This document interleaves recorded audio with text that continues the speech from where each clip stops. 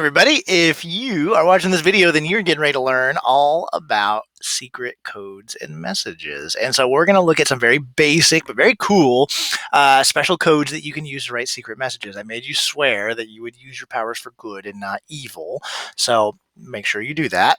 Now, I gave you a pretest, and that might feel very unfair because you're like, I don't know, this looks like gibberish to me. Well, before the end of this lesson, I'm going to teach you not only how to decode this message, but also how to make your own secret messages that look like this gobbledygook mess, right? Now, before we get started, I do say, I really do want you to try to figure this. I mean, like, take a guess. Like, there's a multiple choice and there's no grade. It doesn't really matter. But I want you to feel what it feels like when there's a secret message that you don't understand, right? It's kind of a weird fear, like, there's something here and drives you nuts, right? It makes you feel like someone's pulling a trick on you. Well, you know that feeling before you start making these messages because, you got to be nice. But that being said, this is actually what we would call, so you might see it called a substitution. Oh yeah, this word right here. I bet you saw like Caesar Kiffer. That word, it's actually that C right there. That's actually a soft C. It makes an S sound. Unfair, I know. So the word is cipher. So cipher is a super fancy word, make you sound real smart. That just means code, like secret code. And so a Caesar cipher, or you might see it called a substitution cipher, is just a very simple but very cool way to make a secret message. Now, we call it a Caesar cipher, at least I call it a Caesar cipher. I prefer that to substitution cipher because of this guy right here. So this guy is Julius Caesar. You just see him called Caesar. And he was a Roman emperor. I don't have a picture of him because he lived a long time ago, before cameras were invented. And Caesar was the emperor of Rome, super powerful guy. And Caesar needed to send messages to people all over the world. And when Caesar would send a message, he didn't have iMessage. He couldn't pull out his iPhone and, pull up iMessage and say, hey, go attack France. There was no iPhone. There was no internet. There were no computers. No, if Caesar needed to send a message, he literally had to go get a piece of paper, write down whatever he wanted to say, hand it to another human being and tell that human being, hey, I want you to go to wherever I'm sending you and hand this message to this person. And then they're going to read the message. Well, there's a problem if you're Caesar. You write down your message, you hand it to your messenger, the person who's going to send it. That person can, as soon as they walk away, they can open up your message and read it. They could lose your message and someone else could find it. That someone could steal the message and read it. Caesar's sending very important messages. People want to know what Caesar's messages are. If Caesar just writes down, hey, go attack France, and somebody steals that message, they're going to know what Caesar's plan is. So Caesar needed a better way to send messages to where if the message got lost or stolen, nobody could figure out what it was. He needed a way to where the person who received the message could understand it, but no one else could. The story goes that Caesar said, well, I'm going to use a cipher. And the cipher that he used is a substitution cipher. Now, what is a substitution cipher?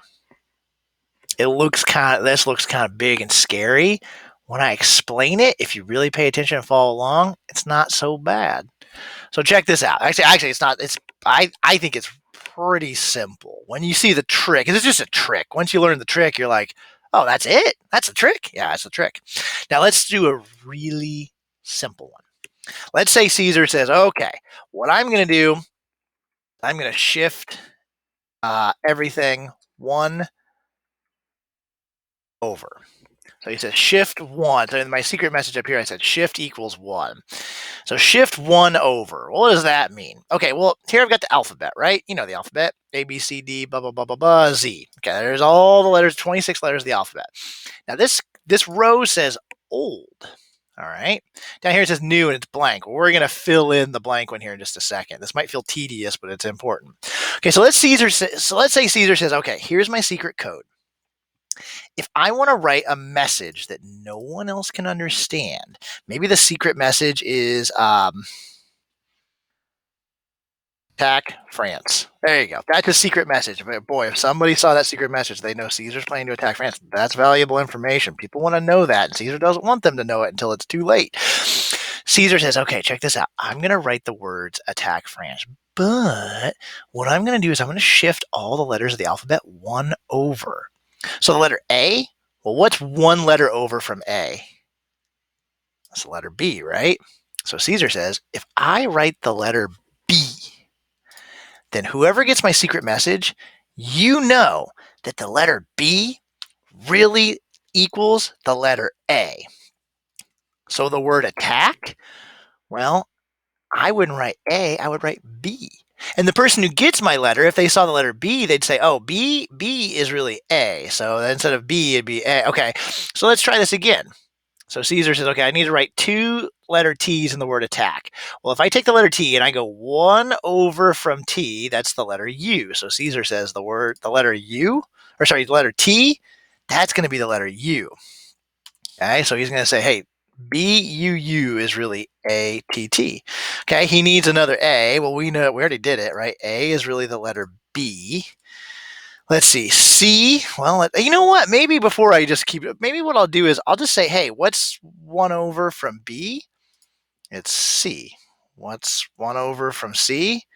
It's D. Oh, so everything's just 1 over, right? So A is really B, B is really C, C is really D, D is really E, E is really just the next one over. F, it's just the alphabet shifted over 1, right? So F is G, H, I, J. I told you I can fill this whole thing out. K, L, M, N, O, O, P, Q, R, S, T, U, V, W, X, Y, Z. Uh-oh. There's a slight problem here.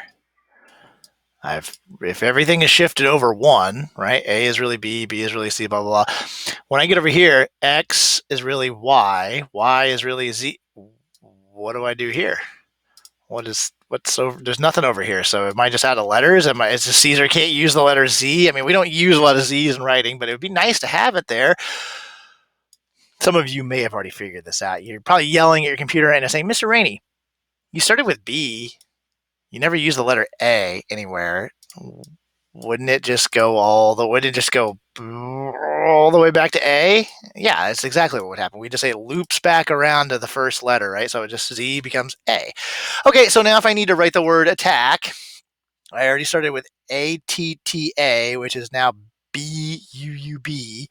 I need a C, which is going to be the letter D in our new code, and a K, which is now an L.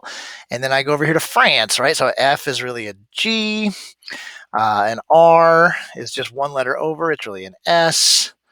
An A is a B. An N is an O. A C is a D. And an E is an F. Now, Caesar, when he writes his message and sends it on its way, the person who gets it reads Bubdulgisbofduf. And so they have to know, this is why Caesar tells them, shift 1 over, tells the person, oh, okay, everything's shifted 1 over, so then B just goes back 1 letter to A, U goes back 1 letter to T, and they can just slowly but surely decode the message until they get attack France, and they go, okay, cool. That's pretty much the Caesar cipher in a nutshell. Now, I'll show you one other example of it, and then I'll show you something real cool. Shifting everything 1 letter over, it's a okay code. People might figure it out. Smart people will look at it, and it's kind of like, okay, you could shift everything more than 1 letter over. I did 1 letter over because that's the easiest, right? We could say, hey, shift everything, how about 5 over? And you can pick anything. You can pick 5, 10, I mean, not anything, but you can shift everything up to 25 letters over, right? The more you shift it over, the more you just have to be like, okay, I got to make sure I get everything right. So A, if I said, hey, take every letter and move it 1, 2, so let's do it. 1, 2, 3, 4, 5. A now becomes F. And if I did that, then I'd say, okay, now I'm going to do the same thing with B. B gets shifted 5 over. 1, 2, 3, 4, 5. So that becomes G. And C, it's the same thing. C gets shifted 5 over, which is going to be 5 away. H, I, J, K, L, M, N, O, P, Q, R, S, T, U, V, W, X, Y, Z. And then remember, when I get to Z, I don't just stop. I have to go, okay, now I got to go back to the beginning of the alphabet. V, so it's V would go 1, 2, 3, 4, and then all the way back to A, right? It just, so that becomes A, B, C, D, E. Okay, you could make your own code, your own shift The important thing, I'll say it one last time, is if you write a secret message with this, whoever gets your secret message has to know how many you moved it over. So you have to give them some sort of clue of how many to move it back over to decode your message. Otherwise, you send a secret message, it's secret to everyone if the person who gets it doesn't know how to, we would say decrypt it, to take it and move it away from the code and just back to normal letter like language. I kind of like doing this. I wouldn't want to do it all day though. If I had a gigantic message, that's a lot. You saw how long it took me to write the words attack France, right? You could do it with a big, a big long secret message. Computers are pretty cool. And so so this website, for example, it will do the Caesar cipher. It'll do all the work for you. So I wanted to show you how to do this because you got to know how it works before you can use this. So if you see this thing right here, see this kind of wheel looking thing, that might look like, well, like what is that thing? Well, it's kind of funny. If you go back to the worksheet, if you took this and you just kind of like cut it out like this piece of paper and you turned it into a big circle, like if I could wrap it around, then what it would turn into is that into like a wheel. And so this wheel thing here is actually just the same thing we just did right here. It's just like in a circle instead of a straight line. So if I shift everything, oh, you see how it spins? So it says use key. Key means shifting it. Move everything one over means, hey, guess what? A becomes B, B becomes C, C becomes, so it's just the same thing we did right here. And what's even cooler is if I type in a secret message, like attack France, and I shift one over, encrypt, I get Bubble Gazbuzda. Do you see how fast that did that? That was way faster than we just did it. If I, hey, instead of shift one, shift 5 over, encrypt. Click of the mouse and it's done for me. That's pretty cool. So this website, and by the way, it will decrypt it too. So if I take Bubble Guzbolf, oops, sorry, I missed everything there.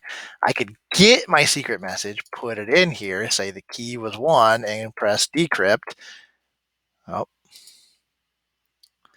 I guess that would actually be 25 to decrypt it. Attack France. It's even neat. If you got one of these and you didn't know what the key was, you could use guess. And it's not always perfect. See there, it couldn't figure. Oops, sorry, I lost guess. It's not always perfect. See, it thinks that's what it is. So sometimes guess works and sometimes it doesn't. So you can use the guess one. If you get a secret message, be like, I don't know what the key is. Put it in there and see if it can figure it out. Guess will only work if it is a Caesar cipher. So attack France. So there you go. All right, so you can use this website as long as it's not blocked by the school, and you can make your secret messages that way, or you can write them out by hand. I will give you a copy of this thing with a bunch of blank ones, so if you just want to handwrite them, you can do it that way too. Okay, in a future lesson, we will talk about a different kind of secret code because this is like the first, like what I'm teaching you is literally the very first secret message code you can learn. And so the problem with this, once again, is anyone who's ever learned anything about secret messages, if they saw this Caesar cipher, they would instantly know what it is and how to decode it. So there's other ciphers, other codes that we can use. If people start catching on to what we're using, we can use some different stuff to kind of keep them on their toes. All right, have fun playing with the Caesar cipher.